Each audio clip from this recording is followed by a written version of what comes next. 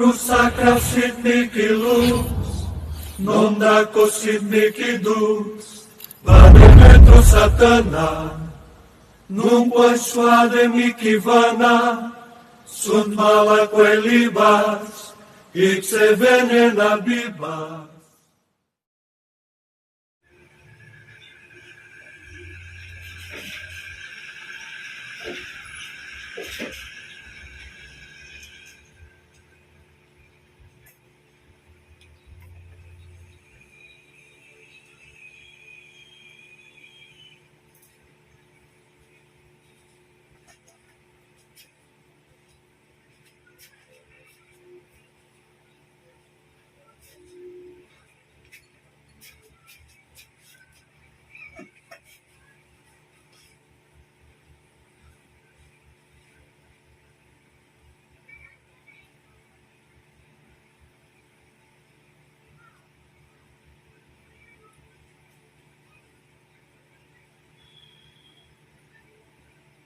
At ang espiritu na gumagambala sa buong tahanan ng tinitirahan ng mga batang ito, ay hindi lulukupin na madaling-madali sa loob ng katawan nito.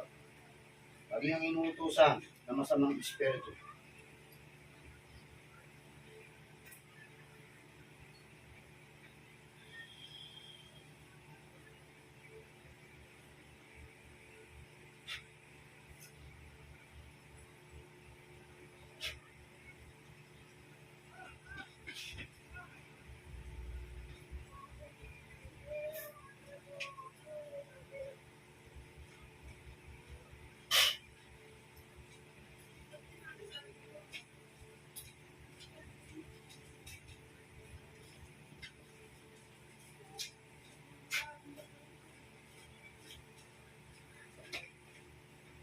Espiritu na siya nagpapadala ng kasamahan sa loob ng tahanan ng babae nito. Sinatawag kita. Ngayon din, makikipag-usap ka sa akin ng madaling-madali.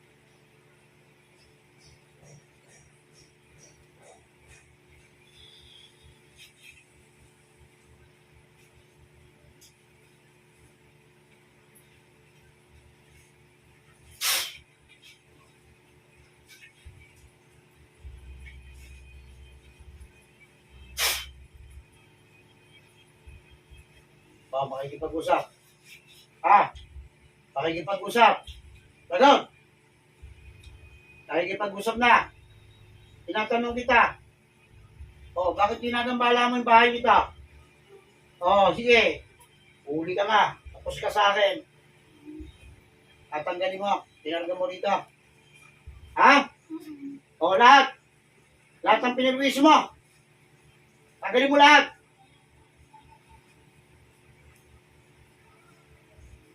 Gawin mong kukulang. Ay ko yung nandun, maligno. Itim ka. Ayun. Anong ginagawa mo ron? So, bakit ginagambala mo sila? Sumbong ka sa akin, mauuna ka. Pasasabugin kita. May nagpadala sa'yo. Yung totoo. Wala. Yung totoo. Wala. Nagbabantay lang ako yun. Bakit kailangan bantayan? Gwardiya ka ba? Hindi. O hindi naman pala eh. Bakit kailangan bantayan mga bata? Magot ka! Bakit kailangan mong bantayan? Wala. Doon ako nakatira. Doon ka nakatira. Lalaki ka. Doon ka ba namatay? O hindi pala eh. Pag sa segundo ka nakatira. Pagtagal ng panahon na. Ito ba'y engkanto? Anong klaseng engkanto ka? Malaki ka, maliit? Mama ko. Kapre ka? Ba't kailangan mo magbantay doon? May nagpadala sa'yo. Yung totoo, mami ka, papatayin kita. Wala. Ha? Doon lang ako. Sa kabanda na nakikita ng mga batang to, saan ka naglalagay doon sa bahay nito? Doon lang ako taas. Sa taas. Alisin mo pa lahat. Lagi sa kapatid dito, pati sa bata ng anak nito, tanggalin mo din. Naintindihan mo ako. Alisin mo na lahat yun.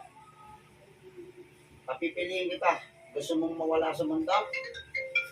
O aalis ka na doon sa loob ng tahanan mo. Abis na. Aalis. Sige, alisin mo lahat yan. Hindi ako naniniwala, wala nagpadala sa iyo.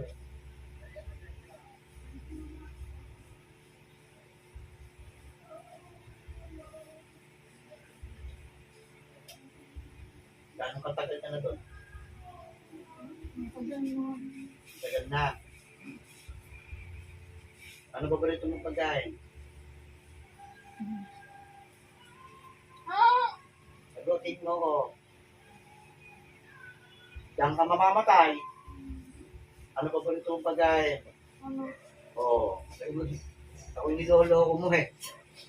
Ako yung niloloko mo. Ganito ko sa mga taong sinungaling. Ha? Ha?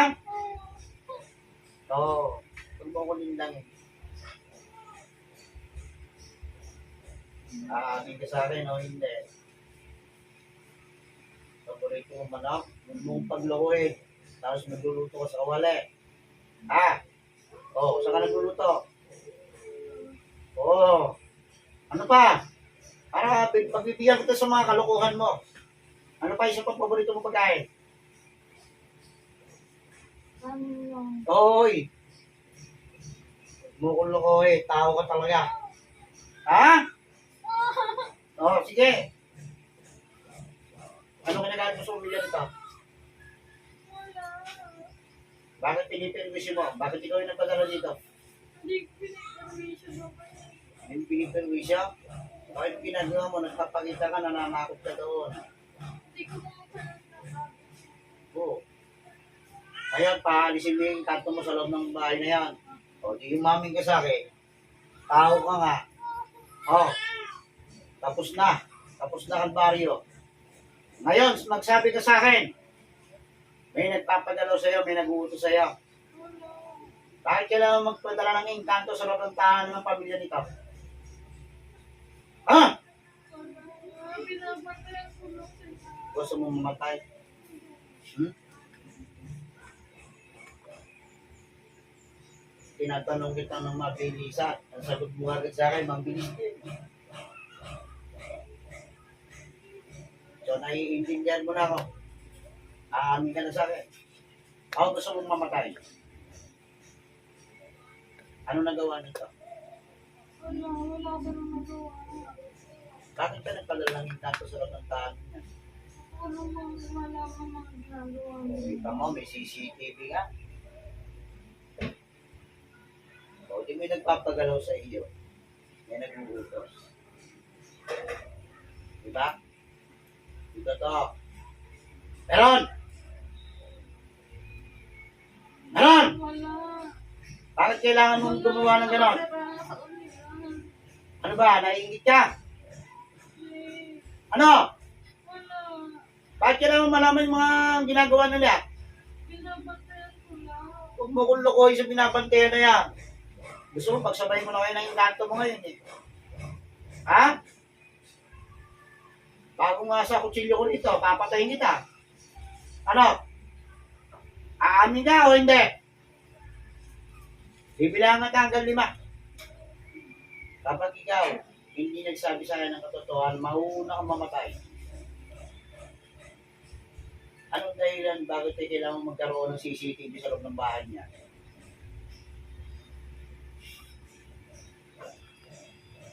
Naiingit ka. Isa!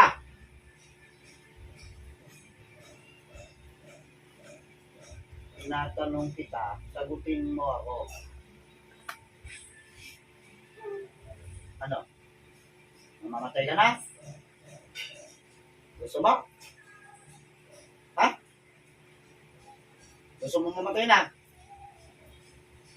Palitan natin ng mas mainit. Magbabagang apoy. Sige, lalo kung mahirapan dyan. Ano? Kami ka. Amen! Oo. Nagsabi ka mag-ano binayad sa iyo.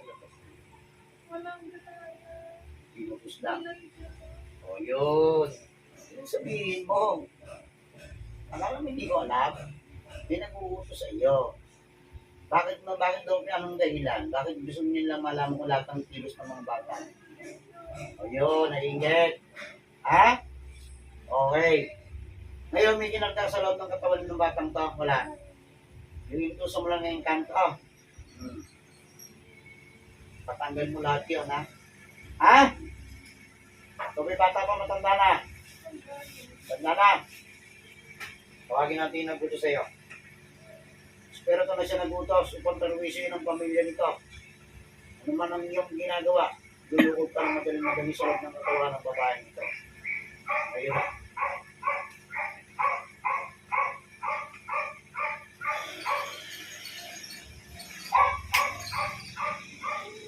Oh. Oh, ano? Gusto mo, sabay na kita sa magugulang mo. Matanda ka na, bata pa. Hingin ng tawad sa kanila. Kilala mo yung mga yan. O, humingi ng tawad.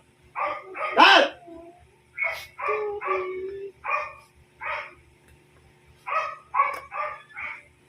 Sabi sa tatay nito, tawagin mo pa ng tatay niya. Ano makahingi ng tawad?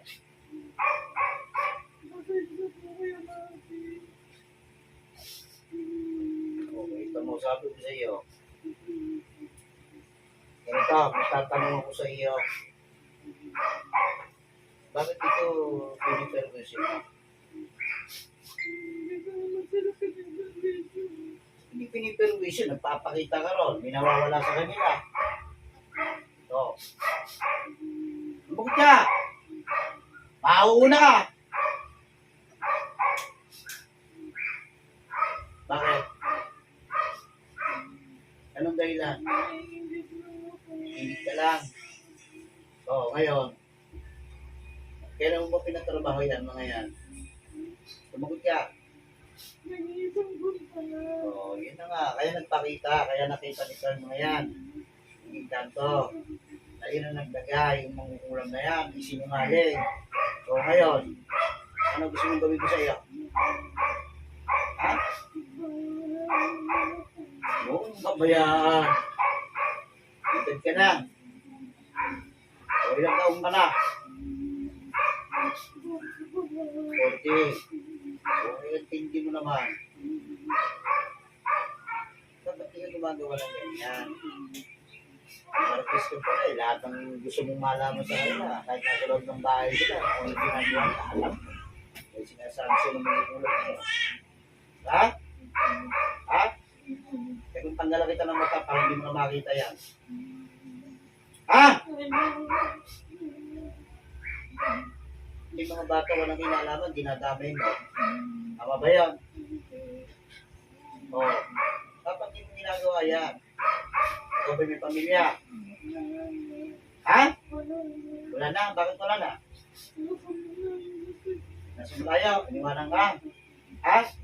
Bakit iniwan? Hindi mo alam. Baka masama ugali mo. Ha? Kawawa ka naman. May anak ka ba? Wala.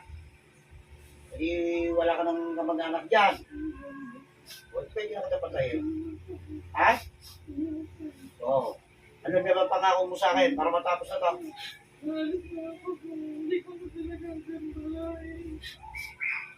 Bigyan mo nga ako sa pagtatay nito. Sabi ka. Hindi ka na gawin mo. Salamat kayo malamig pa ulo ko. Hindi kakatayin kita. Naintindihan mo ko? Ha? Sige. Pagbabaguhin kita. Humingi ka ng tawad sa Diyos. Mangako ka.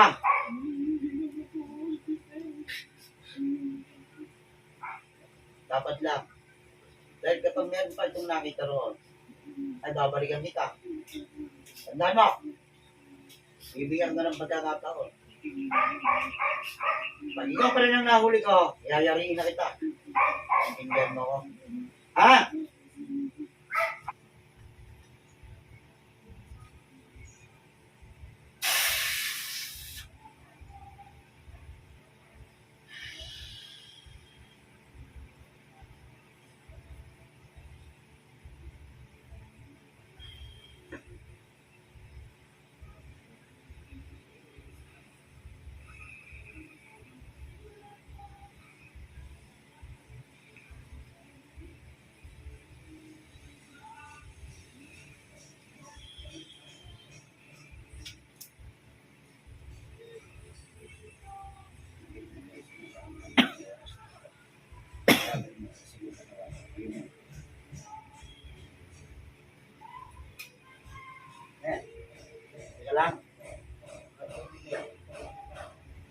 ka umiiyak.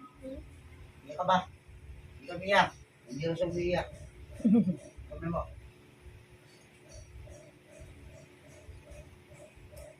Gusto niya yung magawa sa hindi niya makikita yung kapal.